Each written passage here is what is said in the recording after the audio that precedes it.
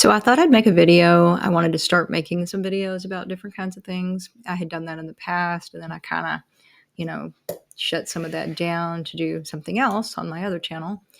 But this being something that just happened, that's a pretty big deal, and I see people kind of going off the rails in every direction you can imagine about it. And of course, we're all entitled to have our own opinions on what we observe, but I have mine, and I'd like to share them. So for me, one of the things that was the most shocking was people that I keep in my life as acquaintances or friends for various reasons, and I always kind of turn a blind eye to some of the stuff that they say and do, knowing that we all kind of have our journey. And like maybe maybe they were an extreme right winger, for example, and then they kind of got burned by being involved in certain groups, and they thought, this isn't for me. Then they reevaluated themselves, and maybe they swung a little too far left. That's one example. It is the example in this particular friend that I'm going to mention.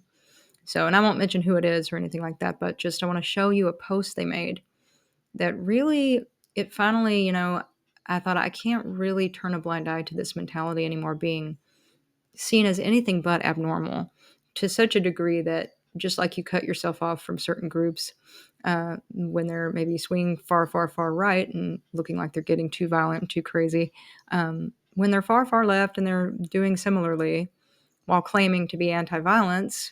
And this particular friend is someone who had left a far-right group, and now they consider themselves someone. I've actually worked with this person to help get people out of extremist groups, but we have different politics. I'm not a far leftist, and this person is. But for them, thinking this way is okay. It's just like their thinking they had when they were in the other groups to me. They've just put a left-wing spin on it, which really just means that they're allowing themselves to have a pro-trans ideology and left-wing liberal sexual stuff mixed with being the same person they were when they were in the other group, which is someone who believes they have the right to do whatever they want to whoever they have a problem with, and that violence is somehow justified. And this is something that I don't agree with. Now, this person, one thing about this person is that part of why they left the groups I'm referring to is that, they wanted to protect kids. And a lot of things that you see that go on in these groups and movements and things can be very harmful to kids. You come to find out that there are people involved in groups that are bad people, that have hurt kids or would hurt kids, that wouldn't care about harm befalling kids. So this person was very openly against that. And I am as well. And that is somewhere where we connected. And I kind of just saw them as a good moralistic type of person. But then when I see them doing this, and I see the mental gymnastics they're willing to go through to justify this kind of a mentality, I just can't wrap my mind around it. And I don't want to be around that energy anymore and pretend that it's normal. You denounce one bad thing, and that doesn't mean that because we both denounce that thing, I have to do whatever you're doing and embrace this other, in my opinion, bad thing. My whole thing is I want to think independently. And that doesn't mean I don't get along with other people who don't think like I do, if it's capable of being done. But if they're going to have a problem with my mentality and expect me to toe the line and embrace this kind of a mentality, that's not going to happen. And this post that my friend made says, violent speech is violence. When you choose violence, you choose only the form you wield. When others join you in choosing violence, they get to choose their weapon. Don't choose violence. That is insane to me. And that is somebody, justifying behavior that is extremist behavior. And, if a neo-Nazi were doing that behavior, for example, you'd see it for what it is. But because you're far left, pro-gay and all of this kind of stuff, it's somehow not the same behavior. It's exactly the same behavior. So you're saying that Charlie Kirk had violent speech. Is that even really true? I don't believe that he did whatsoever. He was against certain things. He never advocated for physically harming anyone. In fact, he made that point very clear. So he didn't choose violence. And look at the victim blaming. So if you choose violence, and in your opinion, if somebody speaks against, for example, they think marriage is between men and women, they think people are born male and female and can't really change, that's their opinion, they've chosen violence, according to you. So they choose only the form they wield. And then the other people that join you in choosing violence, they get to choose their weapon. So you're advocating for people joining in violence and choosing a physical weapon and hurting people. This is just crazy. And I'm not going to, that's the whole reason this person that's my friend left the groups, that he was a part of, and that I left one as well. And we both, agreed that their behavior that was like that was the reason we left those groups. But this person still has that mentality and behavior. I actually never did. It's why I always was butting heads in the movement that I was a part of. And so this person has just joined another one that's just as crazy. And that's what I think about that. And it's sad, Um, hopefully they figure it out, but I just don't want to be around that. And I posted this today too because, and it kind of got some people upset. Uh, this girl, and of course, I know that there are people that don't believe that some of these acts of violence are even happening. That's your prerogative. If you watch a video and you believe it looks to be unreal in some way, and you can really prove that up, I'm willing to listen to anything, but I'm not a forensic expert, but I know that I know when it hasn't been proven to me that something isn't real. So I'm not going to say that just to please somebody. And definitely bus violence happens. I witnessed bus violence. I had to ride the bus for a while in my life, and I actually carried a knife so that while I was waiting on the bus stop, I would be safe. If anybody attacked me, I would at least have a chance of maybe keeping them from hurting me. Luckily, nothing ever happened to me. It has happened to other people, and I've seen, people that were crazy getting on the bus and yelling and acting crazy and other weird things. So it's not lost on me that this young girl that's not familiar with, being in this country, I will say, and this isn't victim blaming, obviously, it's not her fault whatsoever, but I do wish she hadn't sat down right in front of that guy. But she wasn't really paying attention. She's tired. She just wants to get on a seat near the door, probably, and she just expects it to go like every other time it's gone, where she got on the bus and nobody bothered her. She's not bothering anybody else. Why should they bother her? But this unhinged guy, just because she sat there, and I do believe she was stabbed. I don't care if other people have a problem with that. Deciding that you're a truther and other people who come to a different conclusion aren't interested in truth is not fair. So, because I do believe that there are people who have a completely different take on something than me, but they're being honest, they're being honorable, they're deciding what they really think. And that's what I'm doing too. So, and assuming that other people are not as intelligent as you because they don't see it your way isn't fair either. I think we should all try to do a little better than that. And we're all using deductive reasoning and doing our best. Some people aren't, but for those of us who are, we should at least get along and not go nuts if somebody comes to a different conclusion, But anyway, I do wish she'd had the awareness not to sit where she sat. I think just that moment of like, of course, I wish she hadn't even been on the bus, let's be real. But she was, and she sat there, and just because of that, this person decided something about her. And the people around her didn't try to help. I don't think she could have been saved anyway, but I think that's a terrible last moment to be sitting there and know that the people you're looking at aren't doing anything. They're going to stay away from you. They're not coming near you. And you're going to sit there and die. I think that's terrible. She had just bought a car, by the way, but she didn't have her license yet. And look at this honorable person who's working to get a car to build her life. And this is what happens to her here. It's gross. And then you have this situation with Charlie. So it hasn't been proven to me that Charlie wasn't shot. And now we kind of know the why. And I had already pontificated on it possibly being the why. Although I didn't know what I now know, what some people are reporting on, and we'll see if it pans out to be true or not, because I don't think people should assume anything. But I was thinking that Charlie, obviously he was a Zionist evangelical Christian. That was one way where he kind of rubbed me the wrong way a lot of times when he was debating with people. And I enjoyed watching some of his content, but then other times I wouldn't want to see it because it would usually be very emotionally charged from the other side, and then he would be combating it.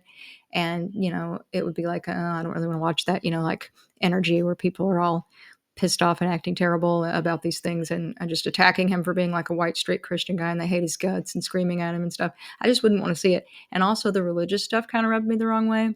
I went to a Zionist evangelical Christian school. I know what I think about some of that. I thought Charlie was wrong about some of that, but I didn't hate him for it. I grew up around those people. I know what they're like. I know that people really believe in things. Doesn't make them bad people, but they're wrong. And sometimes the way that they're so overbearing about it really gets on my nerves. But that being said, I wouldn't want to see like their head explode in my face or anything. So, in fact, that actually makes me sad. And, I think it's terrible that people can look at stuff like they're looking at a video game, like they don't even care. And that's from both wings. You have people who don't believe he was really shot, which they're entitled to their opinion, although they should have to prove that up, and they haven't. Um, you know, to be so callous about it, though, it is still horrible. And to show us this happening to him, whether it really happened or not, is trauma based mind control, meaning they want us to be terrified. And that's where my conspiracy type thinking comes into play, which there are conspiracies against people. And I do believe there was maybe one here, and the kind not where he didn't get murdered, but the kind where whoever did it, that it was a little bit more of a group effort, if you will, that there was a reason much bigger than just some, kid with mental problems who decided he rubbed him enough the wrong way to go do this. I really don't believe that that's what happened. Now, things have to be proven up. So just like you would have to prove up that he didn't die, I would have to prove, and that there's reasons to believe it. And the stuff that people are saying about the video, they don't know what they're talking about. When they say the shirt blew up, yeah, the bullet, the air from the damn thing going through the shirt did that. I don't believe there's proof that there was a squib under the shirt.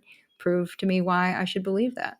So when people make videos talking about forensics and things like that, they really need to be able to talk about it in such a way where I have a reason to believe that you're making sense. Whereas the stuff I'm going to talk about, it is plausible, and the other, I wouldn't touch something that I don't really know about.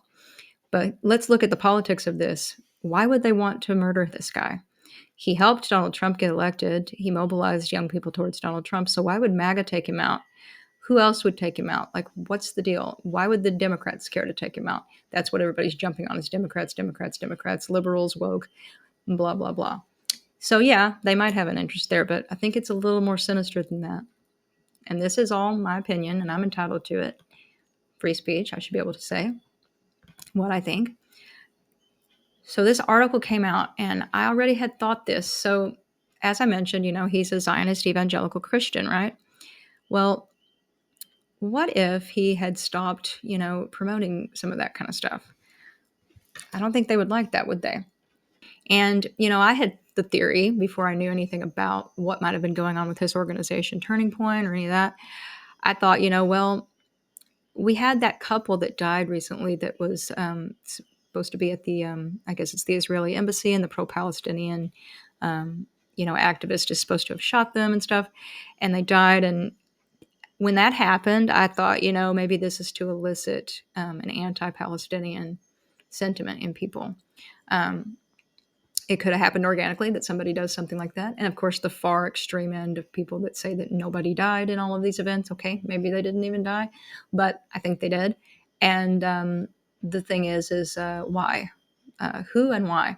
So I did think that that could have been a stage scene also, meaning that they allowed that to happen to them, to have them be the poster children for how terrible Palestinian activism is and how dangerous, and they're terrorists and blah, blah, blah, that kind of stuff.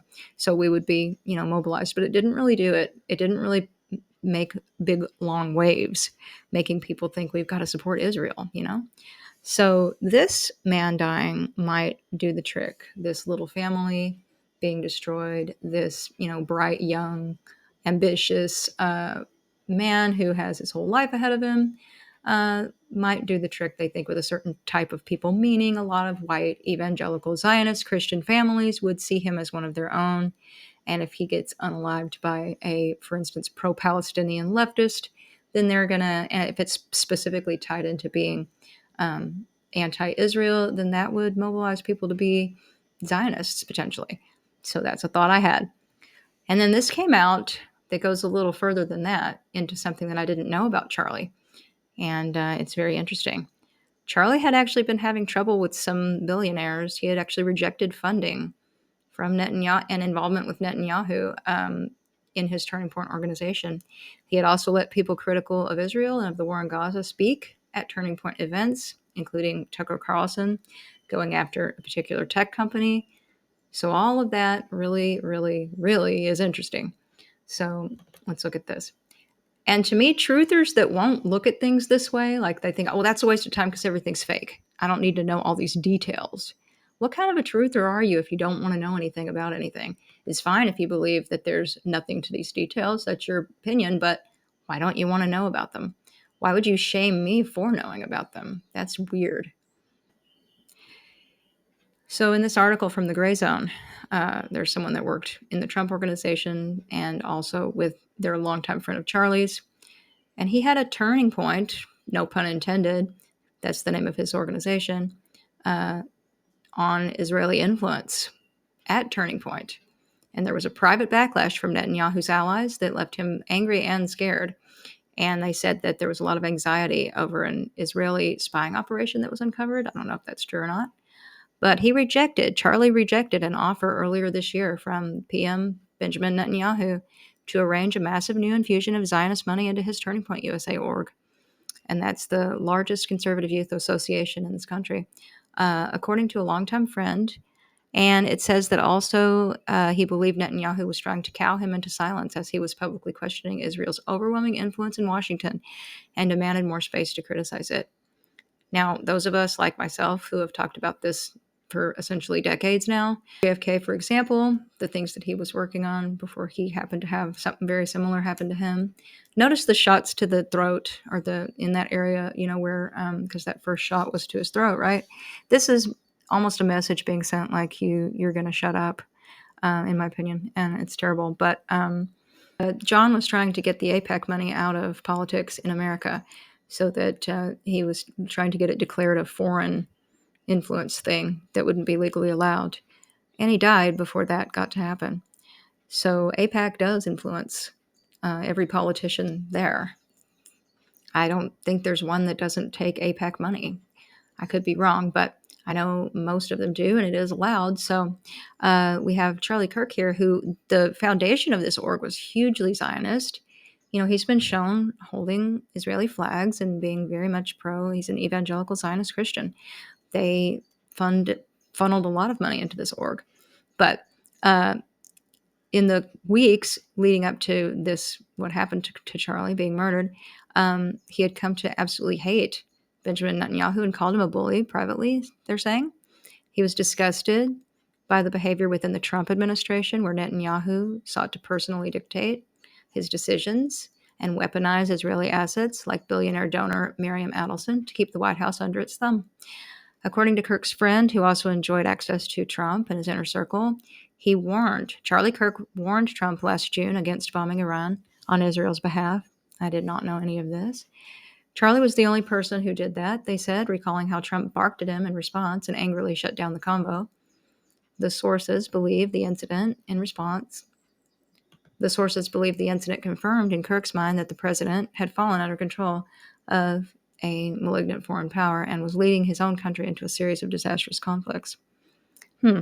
By the following month, Kirk had become the target of a sustained private campaign of intimidation and free-floating fury by wealthy and powerful allies of Netanyahu, figures he described in an interview as Jewish leaders and stakeholders. And I might add also that, everybody that's Jewish wouldn't support such a thing. There are Jews for peace. There are Jews against the war in Gaza. There are Jews who can't stand Netanyahu. So we are talking about, Zionist Israeli Jews who have a stake in politics and get really angry when their money doesn't work for them. He was afraid of them, the source emphasized, meaning Charlie Kirk was afraid of these billionaire Zionists. At TPUSA, the rift with Israel widens. So this goes into the history of all the Zionist donors at Turning Point USA, which is one of the reasons I didn't like Turning Point USA. I saw them for what they were. It's kind of like PragerU, all those kinds of groups. And they always get really powerful. So it's not like they're just conservative think tanks where people are all over the place with their opinions. They have a very specific hardline Zionist take on everything. And, that doesn't sit well with me because of my stance on things. But I might agree with them about like a bunch of other stuff like abortion or gun rights or, race hate, leaving the white conservative people alone from this idea that we have to hate ourselves and all that kind of stuff.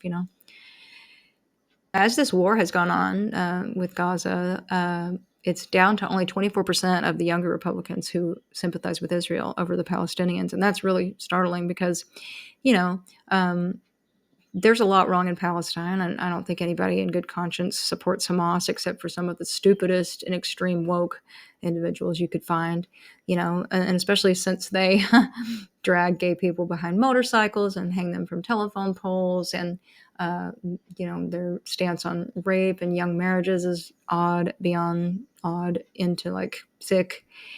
And by our standards, especially by if you were a left-wing person who believed in like women and gay people being empowered and left alone or whatever, you would certainly see them as a problem. But for Republicans and right-wing and conservative people to be at all like not sympathizing with Israel is very unusual, because used to be, especially before, a lot of people wouldn't have been able to find any of these places on a map a few years back. And, they don't really understand what's going on.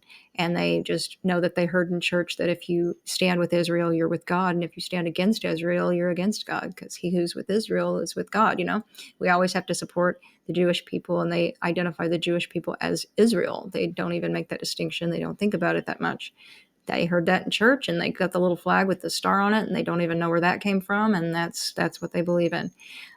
That's starting to change, especially with the internet. People are looking stuff up. People are knowing what's going on. They're questioning it, and they're changing their stance. So Kirk also began to shift, apparently. And at times he, believed certain things, but later on he started wondering out loud. One thing would be that if Jeffrey Epstein was an Israeli intelligence asset, and a lot of us, once again, that's another example. There are people that will attack you if you think there's anything to the Epstein story. And I don't believe that's trutherism. Now, you're entitled to believe that it's just totally a psyop, and I think that's fine if you have reasons for that conclusion, and I'd have to hear them to come to the same conclusion. I definitely believe it's a psyop in the sense that there's something wrong with the story. I don't even know that the guy is dead, but I have a different take on what's wrong. I do think people were, being human trafficked, and there were parties and there was shit going on. And it might have been exactly what Charlie was thinking here. He also questioned out loud whether the Israeli government allowed the October 7th attacks to proceed in order to advance long-term political goals.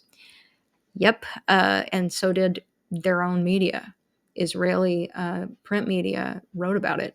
We know that they had manuals outlining the attacks and how they'd go down, and they knew about this about a year in advance. And then they, some soldiers who must have been like good, well-meaning Israeli people, told their commanding officers, hey, they were seeing drills going down outside the kibbutzes.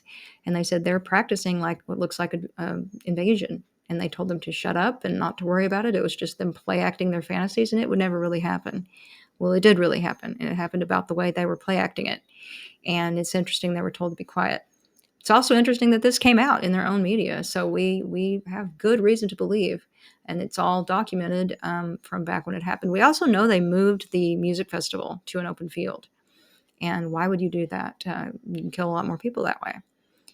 So, and look at the Hannibal Directive. Look that up if you want to know why a lot of us believe a lot of those people that were being tied up, for example, to be taken as hostages, and then they ended up burned. And they were telling us that Hamas like tied them up and burned them. In reality, what might have happened, and it's coming out that it did happen in some instances, it's been documented that it's what happened, but you look into it for yourself.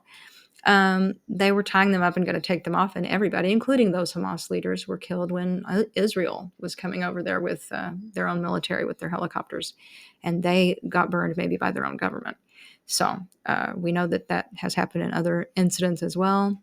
It can be a motivator for people to be horrified, and when they lie about who did what and show you these awful pictures. And that's to mobilize people against your enemy by doing that, spreading that idea.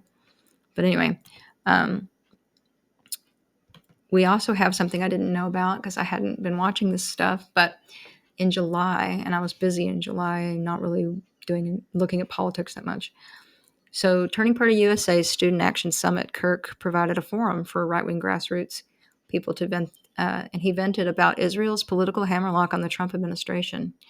There are speakers from former Fox News stalwarts like Tucker Carlson, and I saw that he was at that, and Megyn Kelly, to the anti-Zionist Jewish comedian Dave Smith, denounced Israel's blood-soaked assault on the besieged Gaza Strip, branded Jeffrey Epstein as an Israeli intelligence asset, and openly taunted Zionist billionaires like Bill Ackman for getting away with scams despite having no actual skills.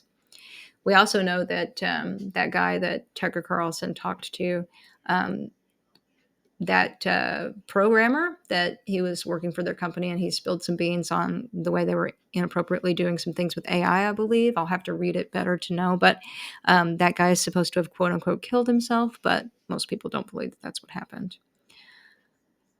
So, yeah, this is very dirty, dirty politics.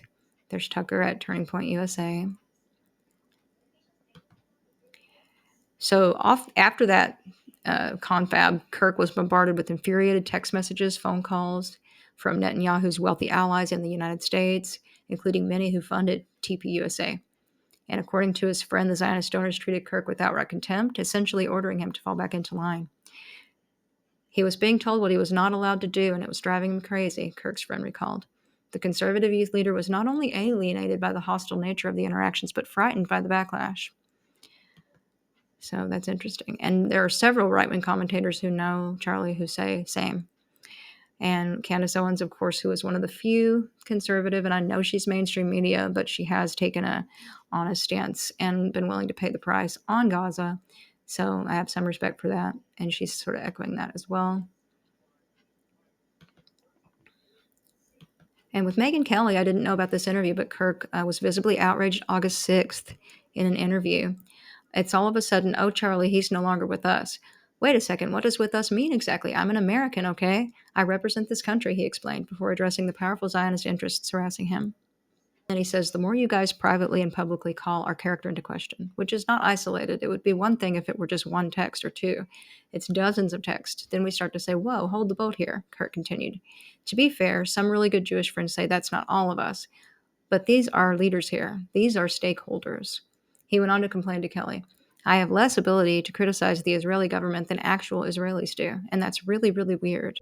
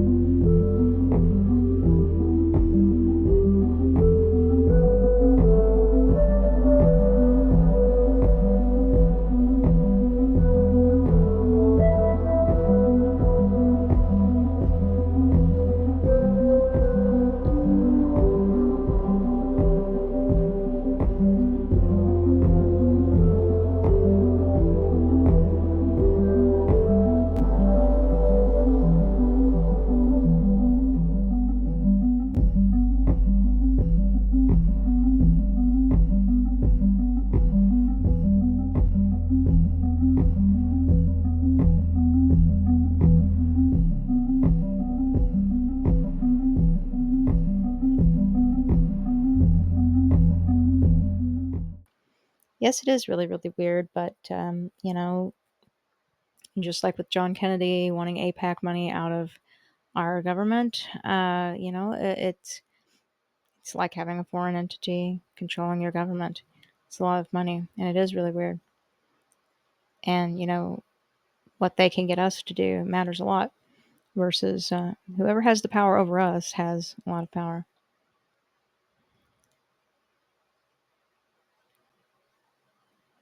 In one of his final interviews conducted with Israel's premier influencer in the United States, Ben Shapiro, Kirk once again tried to raise the issue of censorship of Israeli critics. So a friend said to him, interestingly, Charlie, okay, we've pushed back against the media on COVID, lockdowns, Ukraine, and the border. Kirk told Shapiro on September 9th, notice the date, maybe we should also ask the question, is the media totally presenting the truth when it comes to Israel? Just a question. Now notice how he had to say at the end there, just a question, like to keep the Jewish anger, so-called Jewish, really Zionist anger from being unleashed from Shapiro. Charlie Kirk now, that's his now final interview. He criticized Israel to Ben Shapiro's face. Wow. Yeah, I have a lot more respect for Charlie Kirk. I wouldn't want anyone to die, even if I did or didn't like or respect their entire body of work. But I do think, this is what's sad. And this is one other thing about people that are calling themselves truthers that are in that whole group. Anybody that's the least bit successful, they'll just treat them with complete disdain. And for good reason, realizing that people who have these successful orgs and things often are obviously corrupt. But that being said, you can be successful and somewhat corrupt, but still be a person who, is trying to do something and then maybe becomes less corrupt once you realize certain things. Charlie Kirk may have really believed all of these things, and been less corrupt than somebody like me who thinks he's just kind of going along to get along and knows what I know. Maybe he didn't. I don't know. I'd have to get inside his mind to know what he understood. But it's clear he understood some things now, and then we don't have him with us now. Maybe because of that. So it's just something to think about. And so I think he was probably a, honorable man. They certainly are spreading lies about him violence. The man wasn't violent.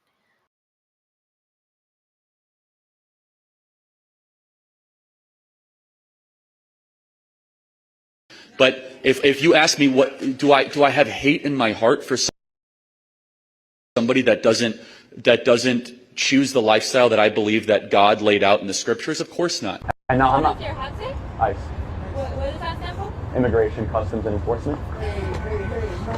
Hey, don't touch What it. are you doing? Gotta let her have her emotions, man. Just listen. Have a nice day. Listen, I'm not saying that she was right. Let's have a conversation. She was wrong for that. But you gotta show yourself. Sorry, that. Charlie. If you really love her, you let her go. No, 100%, guys. I'm not gonna press. You did good. Thank you. See, I'm not gonna. Because I'd have been pissed off after one elbow. No, that's not. Get women back. Hey, put it on mine. We gotta go shortly. 'Cause I got a question. Sure. What was your name again? I'm sorry. I don't think I told you. My name's Mercury. Nice to meet you. Well, nice to re-meet you, I should say. What do you hope to get out of this? Why are you here? Okay, I've been asked that question a lot. First of all, that question should not even have to be asked, but when people stop talking, really bad stuff starts. When marriages stop talking, divorce happens. When church starts happening, they fall apart. When civilizations stop talking, civil war ensues. When you stop having a human connection with someone you disagree with, it becomes a lot easier to want to commit violence against that group. Whether it be the great genocide, the horrible genocides of the last 100 years, people stop talking with each other because they lose their humanity. I wish we could be here without having my hat thrown off and stuff, but what we as a culture have to get back to is being able to have reasonable disagreement where violence is not an option. They consider anybody that won't go along with their crap violent. And the kind of people criticizing him, like Stephen King, for example, and of course, might be interesting to point out that there's something that Stephen King has in common with the people that Charlie was having a problem with. I'll just put it that way. He had to apologize for making false claims about him on Twitter. I won't repeat those. The guy is such a creep. But I want to say something about Stephen King. Let's look at how honorable he is or isn't. Have you ever seen that movie Needful Things? It's kind of a fun little movie, but guess what? Go look at The Twilight Zone. There's an episode of The Twilight Zone that's almost identical to that movie. There's also several other things where it's pretty clear that he plagiarized. The guy is really an idiot and a creep. And anything that he did that was good, a lot of times it came from somebody else. So you could credit Rod Serling with Needful Things. But of course, also you'll notice that a lot of times when his work is better, they've fixed it. Like they fixed the screenplay to be less perverted. Like Stand By Me, that was really nicely done screenplay, and they fixed it.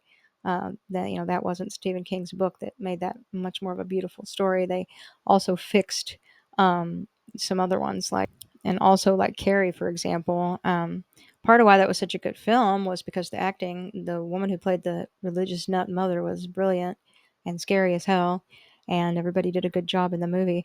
But if you look at the book ever, because I remember looking at the book as a teenager, and some of the stuff in the book was really gross and perverted, and he's always going down that bunny trail. He had a book more recently about a kid that was put in an institution of some sort, and there was lots of sexual stuff way over explained in the realm of RAPE in the book. And I thought, this is really unnecessary to get the point across. that happened. You don't have to, like, it's like the person's getting off on telling you a perverted story, basically. And it's not for the purpose of, in a book that's about like something scary, you don't have to go that far into stuff to scare people and make them know what's going on. People used to know how to write a scary story and convey that something happened without getting all the way into the sewer with it. You know what I mean? But the whole purpose of it with Stephen King and people like that is to get into the sewer with it. Yeah, his little family, I'll put it this way and I'll be careful how I say it because we're not really free to say whatever, but they want a certain kind of man's world without that certain kind of man in it.